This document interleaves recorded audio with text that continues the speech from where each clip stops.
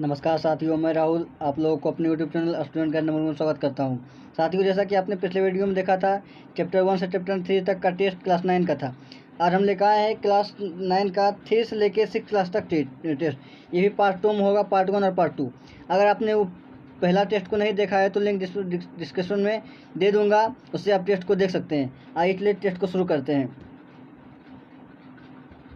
तो पहला क्वेश्चन यहाँ पे है, पृथ्वी की ओर गिरती हुई वस्तु का त्वरण उसके द्रव्यमान से क्या होता है। पृथ्वी को जो वस्तु गिरती है तो क्या होता है, उसके द्रव्यमान से ज़्यादा होता है, या कम होगा, या दुगना होगा, या स्वतंत्र होगा। क्या होगा आंसर? इसका आंसर होता है कि वो स्वतंत्र होता है। पृथ्वी की ओर कोई वस्तु गिरती है तो क्या होता है, उसका द्रव्यमान स्वतंत्र होता है। नंबर 2, निर्वात में सभी वस्तुएं किस त्वरण से गिरती हैं। निर्वात में सभी वस्तुएं किस त्वरण से नीचे गिरती है, दुगना त्वरण से, या आधा, या फिर 4 गुना त्वरण से, या फिर समान त्वरण से। निर्वात में सभी वस्तुएं समान त्वरण से नीचे गिरती है। निर्वात में सभी वस्तुएं समान त्वरण से नीचे गिरती है। अगला क्वेश्चन नंबर 3, गुरुत्वीय त्वरण को किससे सूचित करते हैं। गुरुत्वीय त्वरण जो होता है उससे को किससे सूचित किया जाता है। गुरुत्वीय त्वरण को हम छोटी जी से सूचित करेंगे। किससे करेंगे? छोटी जी से। गुरुत्वीय त्वरण को हम छोटी जी से सूचित करेंगे।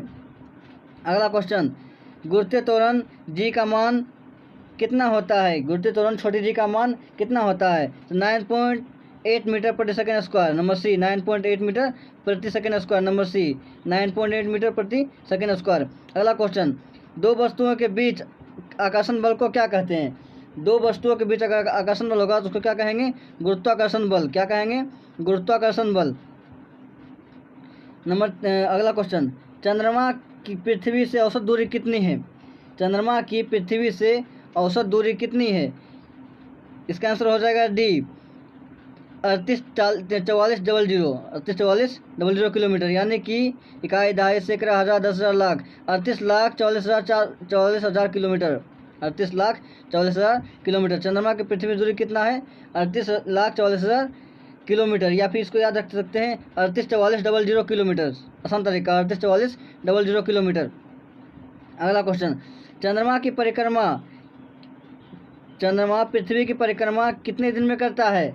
चंद्रमा जो है पृथ्वी की परिक्रमा कितने दिन में पूरा करता है? 30 दिन में, या फिर 25.8 दिन में, या फिर 27.6 दिन में, या फिर 27.3 दिन में। इसका आंसर क्या होगा? इसका आंसर होगा 27.3 दिन। क्या होगा इसका आंसर? 27.3 दिन।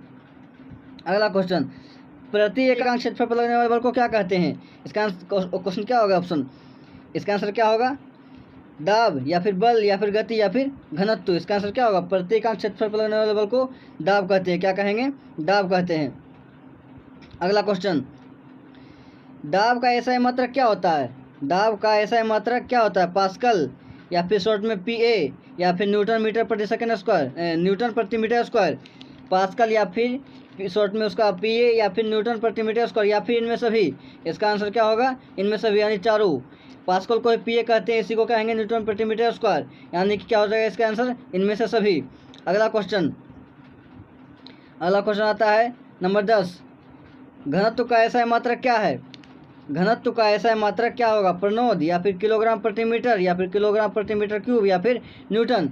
इसका आंसर क्या होगा? घनत्व का आंसर क्या होगा इसका एसआई मात्रक? तो किलोग्राम प्रति मीटर क्यूब। क्या होगा? किलोग्राम प्रति मीटर क्यूब। अगला क्वेश्चन, किसी पृष्ठ या सतह के लंबवत लगे हुए बल को क्या कहते हैं। किसी पृष्ठ या सतह के लंबवत लगे हुए बल को क्या कहेंगे?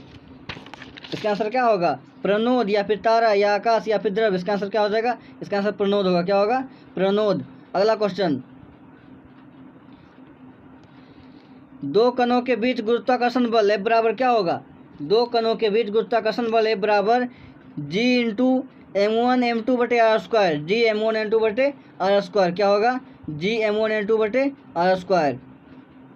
इसका आंसर डी हो जाएगा, डी, G M1 बटे R स्क्वायर। अगला क्वेश्चन, गुरुत्वीय त्वरण छोटी जी बराबर क्या होता है। गुरुत्वीय त्वरण छोटी जी बराबर क्या होगा? तो जो होगा Gm बटे R स्क्वायर, बड़ी Gm बटे R स्क्वायर। छोटी जी बराबर क्या होगा? बड़ी Gm बटे R स्क्वायर। अगला क्वेश्चन, वस्तु का भार बराबर क्या होगा। वस्तु का भार W बराबर क्या होता है? W बराबर mg। क्या होगा? W बराबर mg। वस्तु का भार W बराबर mg होता है। अगला क्वेश्चन, पृथ्वी की सतह पर गुरुत्वीय त्वरण और चंद्रमा की सतह पर गुरुत्वीय त्वरण का अनुपात कितना होता है? यानी पृथ्वी का सतह का जो अनुपात होगा चंद्रमा का अनुपात का कितना अनुपात होगा? कितना, √6 अनुपात ए, या फिर 1/√6, या फिर 1/6, या फिर 6/1? क्या होगा इसका आंसर? इसका आंसर होगा 6/1। कितना होगा? 6/1। यानी कि यहाँ पे क्या कह रहा है, द्रव्यमान गुरुत्वीय त्वरण चंद्रमा गुरुत्वीय त्वरण से अनुपात कितना होगा? 6/1।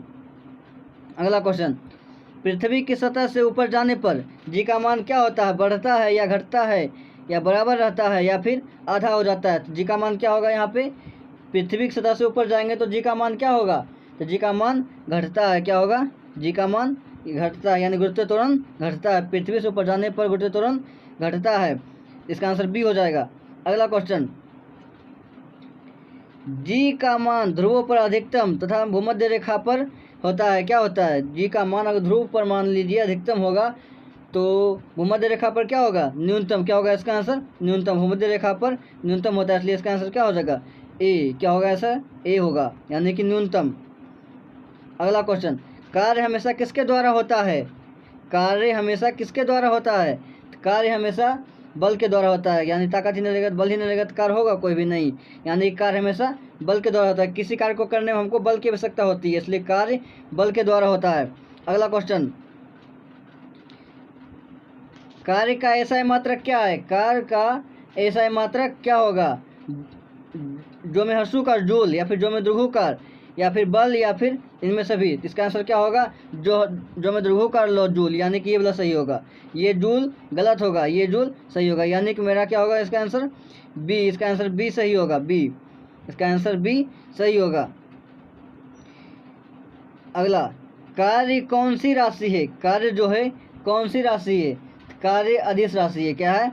अदिश राशि। इसमें केवल परिमाण होता है, दिशा होता है। कार्य क्वेश्चन क्या है? कार्य कौन सी राशि है? कार्य अदिश राशि है, कार्य अदिश राशि है। अगला क्वेश्चन, कार्य करने की क्षमता को क्या कहते हैं? कार्य करने की क्षमता को हम क्या कहेंगे? बल कहेंगे, या फिर ऊर्जा, या शक्ति, या फिर इनमें सभी? क्या कहेंगे इसको? कार्य करने की क्षमता को हम ऊर्जा कहते हैं। क्या कहेंगे? कार्य करने की क्षमता को ऊर्जा कहते हैं। अगला क्वेश्चन,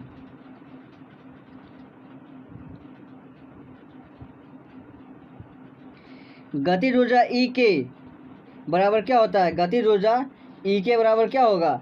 गतिज ऊर्जा ई के बराबर ½ mv²। क्या होता है? 1/2 mv²। क्या होगा?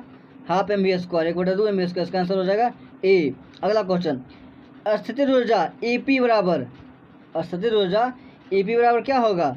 ईपी बराबर mgh। क्या होगा? mgh, यानी सी नंबर। क्या होगा इसका answer? C number, mgh। EP बराबर mgh। अब आता है अगला क्वेश्चन,